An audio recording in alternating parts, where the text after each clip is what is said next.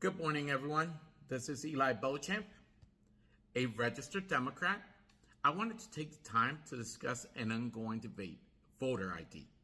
The left and the Democrat Party, my party, suggest that if we require voter identification of American citizens that are eligible to vote, we would be disenfranchising voters or maybe even suppressing the vote. I don't know if they really believe this, but they're under the impression that families like myself that are low income are not able to afford to get a voter identification. Actually, I think that's racist. As you might know by now, if you have watched any of my previous videos, I lived almost 15 years in a third world country, in Medellin, Colombia. Let's talk about Colombia. It is common knowledge that most third world countries require voter identification. America is the only one that seems to be having an issue with this, especially the left. But if we want to have fair and free elections, we need voter ID. Now, if you thought that states that require voter ID are doing a great job, you might want to think that again. See, this right here is my voter identification from the state of Florida. You can see there it says Democrat, right? Now, let me show you the voter identification for a third world country. This is what a voter identification looks like in a third world country.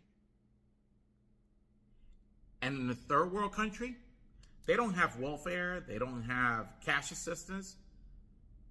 In a country like Colombia, when you turn 18 years old, if you don't have this identification, you're not considered a citizen.